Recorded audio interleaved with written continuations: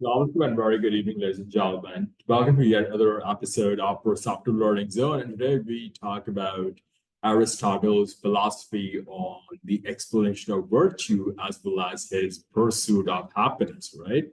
So, Aristotle's view on the good life, well, we feel that they are largely in agreement with the beliefs of Epicurus, who we talked about yesterday in the last session, as well as Socrates, right? Now, according to these eminent philosophers, right, the good life it requires virtue. It requires a specific amount of what we call morality. But a human's happiness should ultimately be based on the pursuit of a variety of pleasant experiences. Now, as such, Aristotle's view of the good life, I find, is very much objective, right?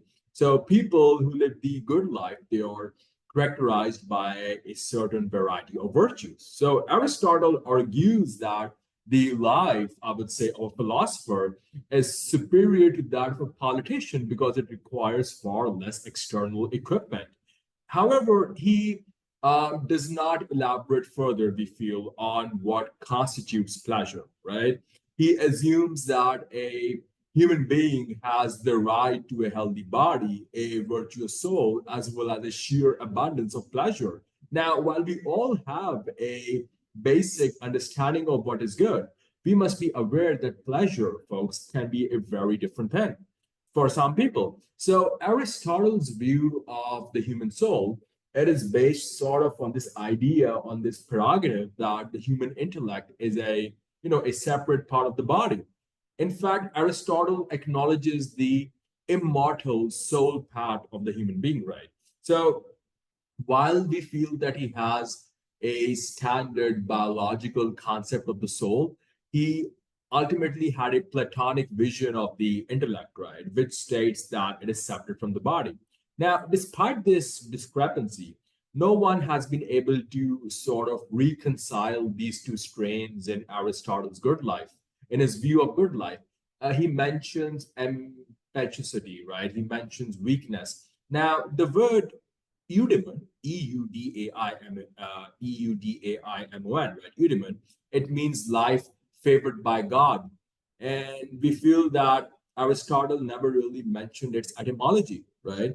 Regardless of the etymology, he saw eudaimon as a substitute for euzen. And Aristotle equates euzen, E-U-Z-E-N, with happiness and life satisfaction.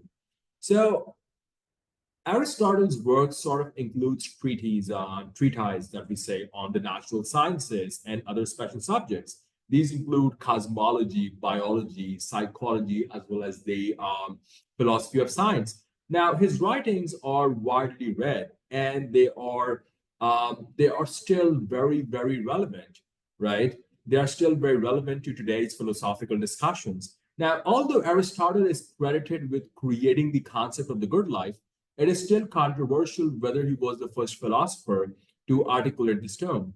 And Aristotle argues that the good life is the best kind of human life because it involves exercising one's rational faculties, right? He very specifically cites scientific inquiry and philosophical discussion as various examples of the good life, right? He also lists artistic creation and talks about legislation being good aspects of human life. So today we may include technological innovation in the definition of good life. Aristotle's ethics is often understood as a naturalistic version of the ancient Greek ethics. His work is influenced by Platonic thought. I've already said that before. His ethics and politicus, they contain arguments about the immortality of the psyche and the ideal state man. In addition, we feel that Aristotle's exoteric works, they are infused with the Platonic spirit.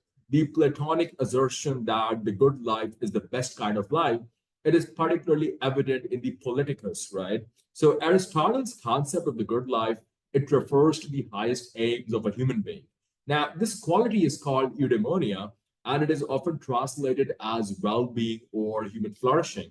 So the good life is considered to be pleasant to a man of virtue and moderate behavior. And moderate behavior with appropriate appetites is pleasant, right? So his concept, we can say, of the good life is derived from the philosophy of nature and the innate importance of virtues in this world, I must add. Its curability through training. So, according to Aristotle, a good life is the one in which the individual is satisfied and happy, right? So, many people they can interpret happiness in subjectivist terms, right? So, arguing that a person's happiness is commensurate with or proportional to his or her own state of mind, right? So, however, we feel that Aristotle's definition of happiness is objective and it explains the reasons for our joy, right? So, in Aristotle's view, a happy life is a life that involves a lot of positive experiences and morality, right? So, in his Politics, Aristotle explains that the city states they sort of exist to pursue the good life.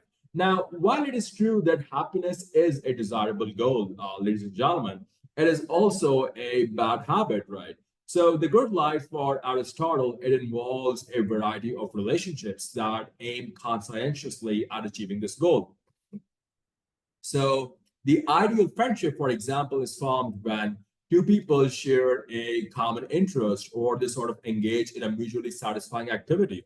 The enjoyment of this friendship can last only as long as the individuals involved in the friendship are willing to participate in that activity, you know? So the term eudaimonia, it consists of two parts, daimon, D-A-I-M-O-N, that's sorts of stands for divinity. And then you got eudaimon, E-U-D-A-I-M-O-N, that sort of stands for spirit, right? So according to Aristotle, eudaimonia means living well, favored by God Almighty. Now, despite its etymology, Aristotle viewed it as a, sort of a definition of happiness, right? So once again, he talks a lot about virtues and all, right? Now, he presents the formal specification of human good. He asserts that the good life is the highest form of, human happiness, right? And he believes that there are a number of theories, right? They're very important, right? We talk about the self-determination theory, right? We talk about the model of psychological well-being. Both treat the notions of happiness and character traits. And these theories were developed through empirical studies. And while the results, we feel that they are sort of still controversial, right? So Aristotle's eudaimonia, fellas, is a much broader concept than eudaimonia alone. It addresses a fundamental question in the human society that, what is good, right? What are the conditions necessary to achieve the good life?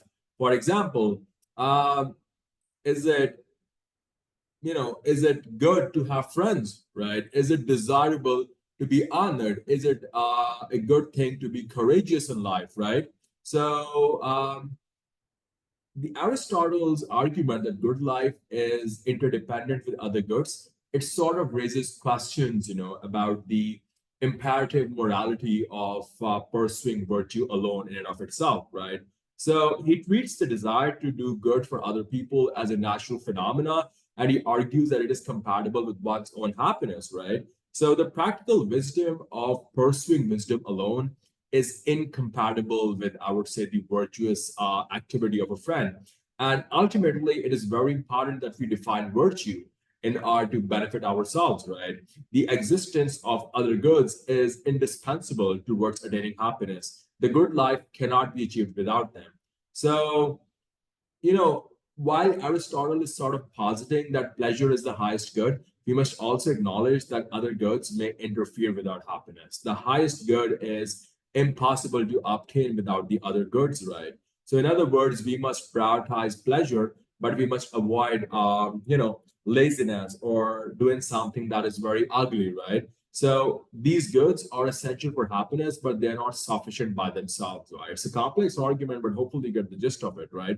So, the good life, to recap, it depends on the existence of other goods. We talk, what sort of goods do we need, right? I'm talking about health. I'm talking about beauty, material well-being, right? You got relationships, you got constructive, positive, healthy, virtuous friendships, as well as a decent place in the political society, right? So the good life, according to Aristotle, is the result of a full-fledged life, which sort of encompasses or encapsulates all of these goods, right? So For example, one swallow of summer, it does not make a person happy. Similarly, one day does not make a person happy. So according to Aristotle, right, there are three types of life. And the first three do not act for their own sake, but they serve other purposes or they sort of perform a function.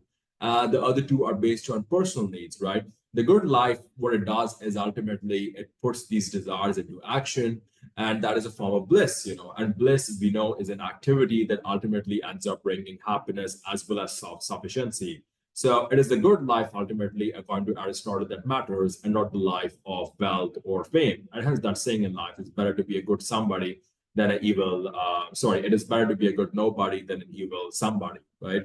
So indeed, like Einstein once said, right, not everything that counts can be counted, and not everything that is counted, well, it really counts, right? That'll be it for now, folks. We'll be back with more episodes on this topic, right, of exploring purpose in life and finding happiness and peace and tranquility in the process, right? Please don't hesitate to like, share, subscribe, and reach out with your constructive queries should you feel the need to discuss it, right? Until then, stay blessed and keep rocking. Thank you very much and have a good weekend. Assalamu alaikum.